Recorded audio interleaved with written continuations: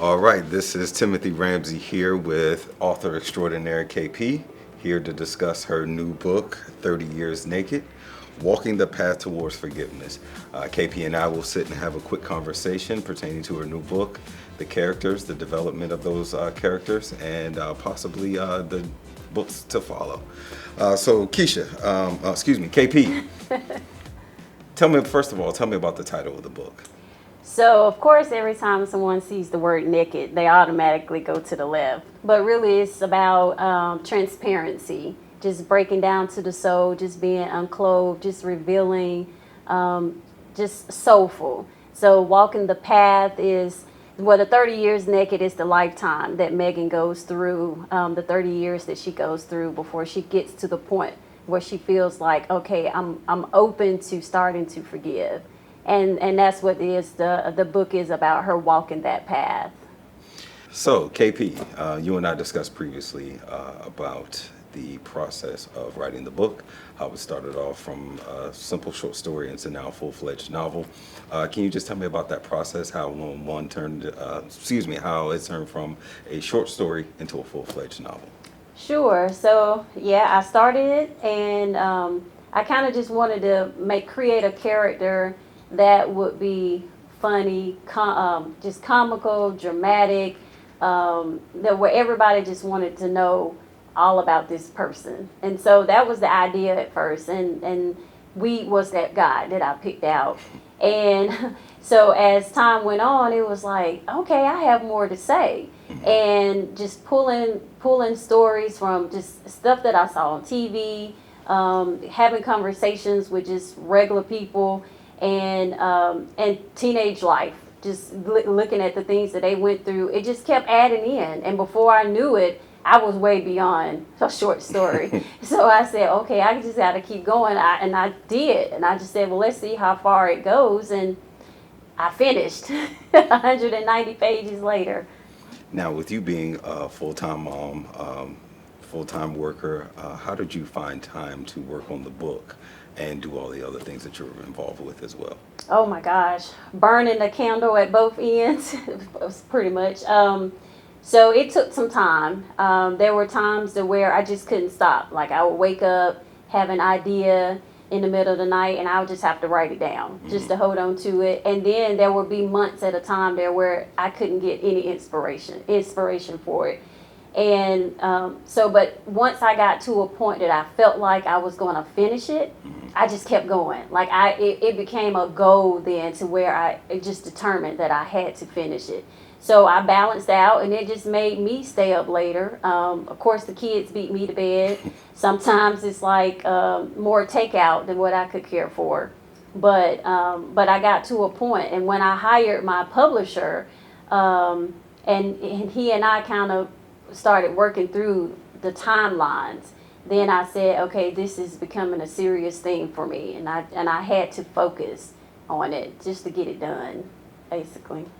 Were there ever times where you kind of doubted yourself as to whether or not you were going to be able to pull everything together in a timely fashion, or did you know I've set a goal and I'm going to accomplish it?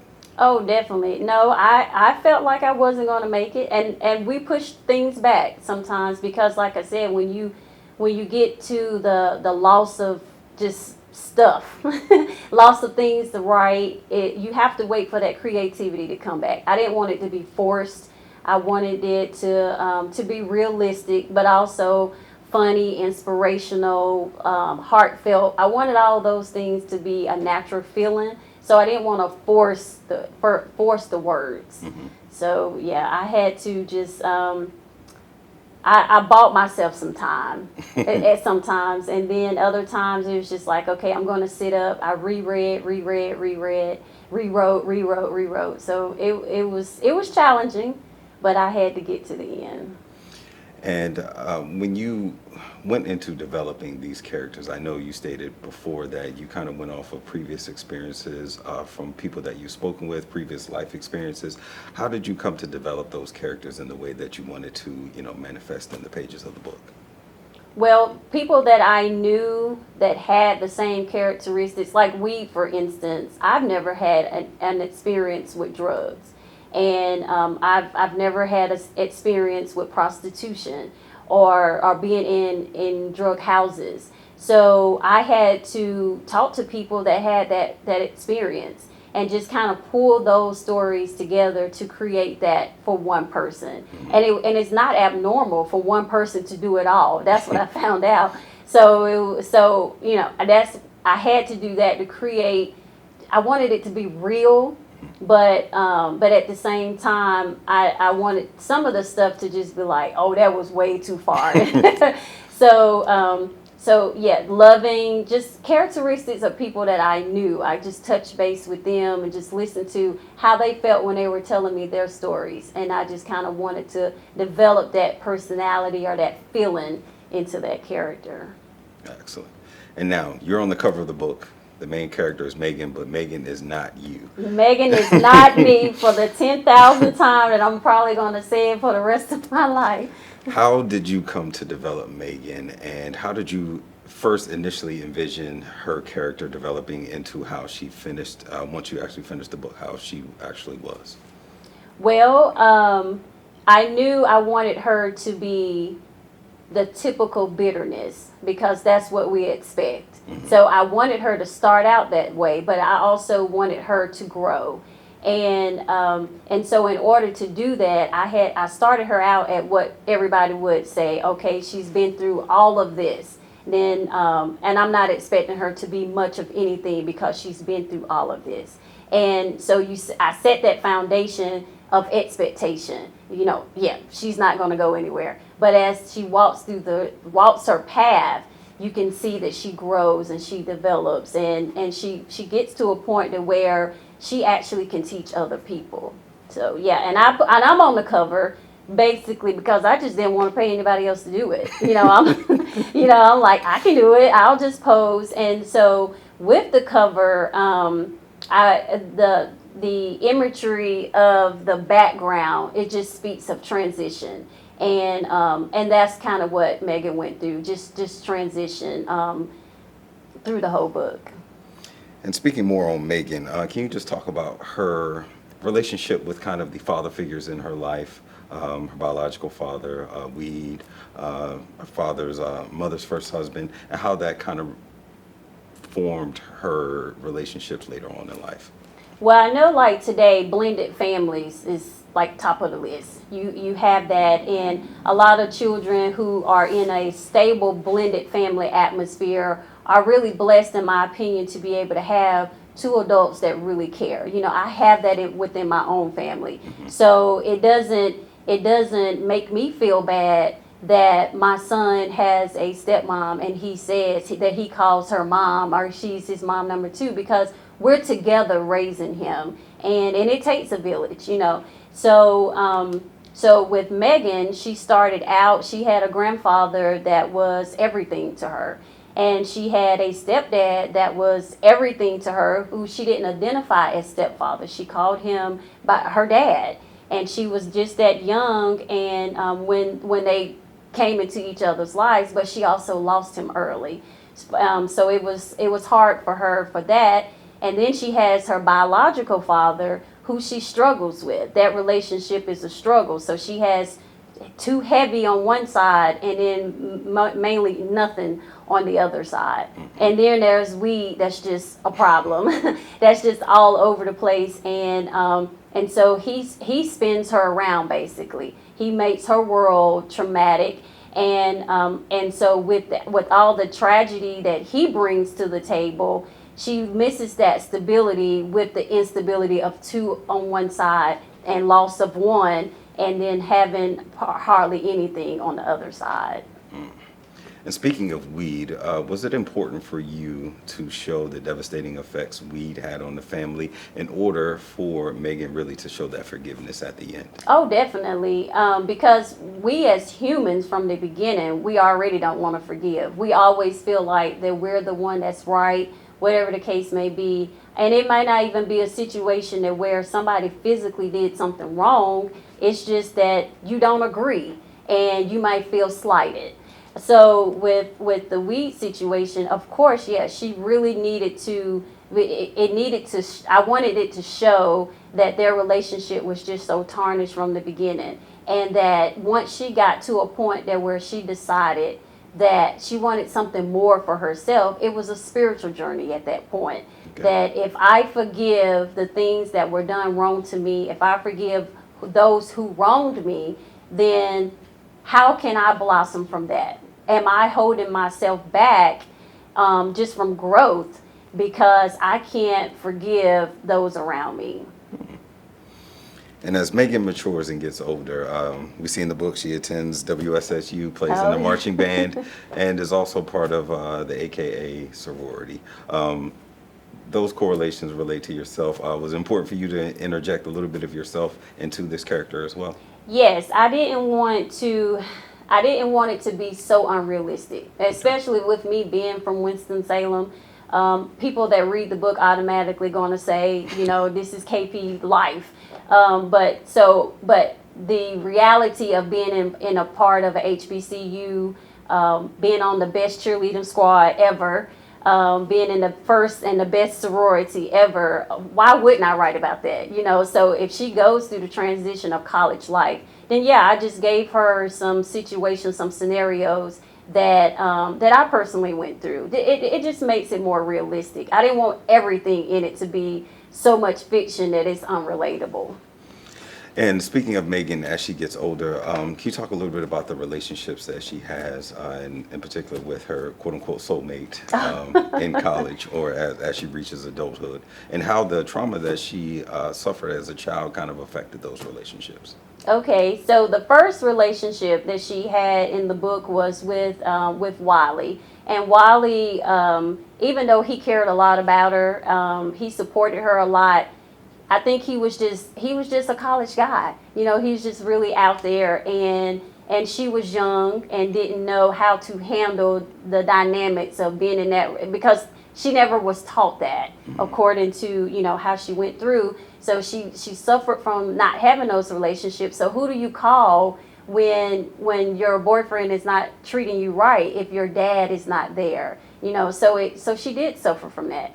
But once she did meet KJ, it was a different type of relationship. They were friends first, and they grew to love each other, and it just never ended. And a lot of people ask the editor, she was all into KJ. My cousin who finished the book in one night, she wants to know more about KJ. And that chapter ends. It ends with a phone call. So nobody knows the ending of that relationship, or if that is the end of the relationship. But she was still out there a lot because there was no foundation. And that's what we find in the current day now. I know everybody's always say the man being in the home, father being in the home. But in the long run, it's hard to understand when you're the female going through it. It's hard to understand that gap, and it's there, unfortunately. And it seems as though she has some good and bad relationships with men throughout the book. Can you talk about her relationship with her mother and how that impacted her and, kind of really negatively or positively influenced her?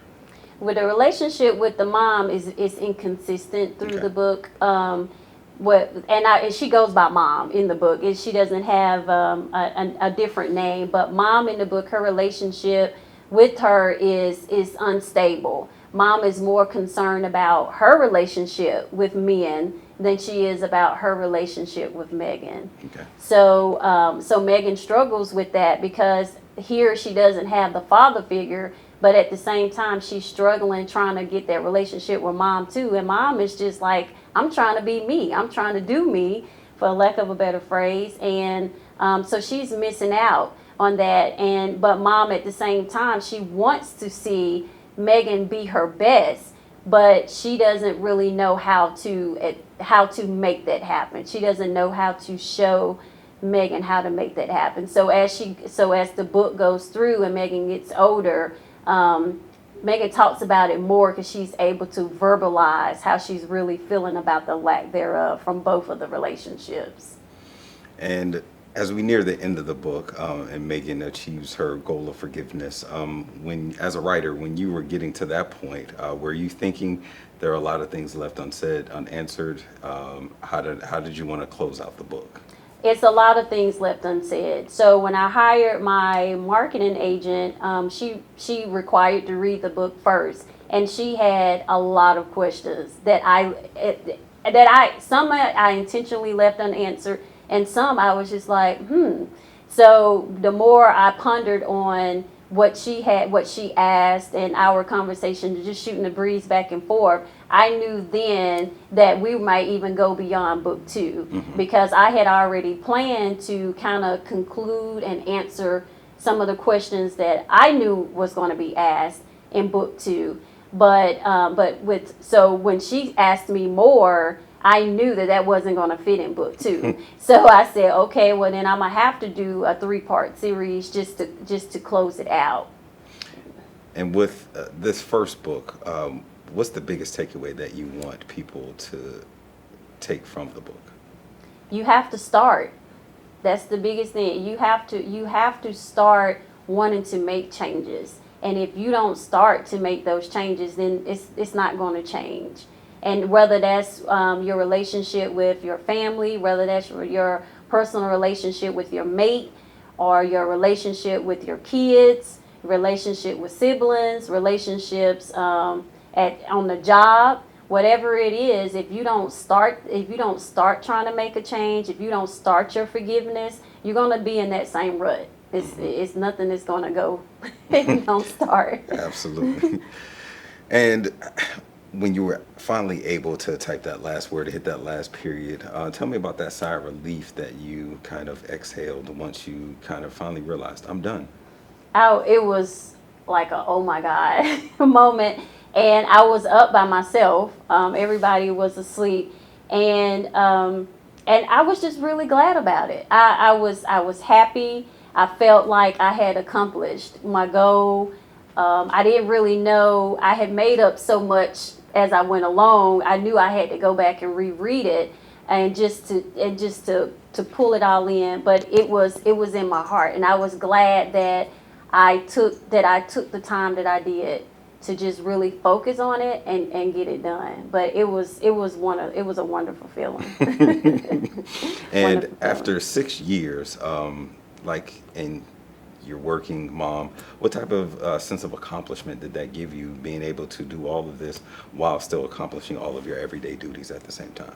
It makes the long nights worth it, because now I still have long nights because I'm still in working on my doctorate. So I'm up, but I want to be an example, not just for my kids, but for their friends, because their friends ask them to ask me, how are things going, how's the book going.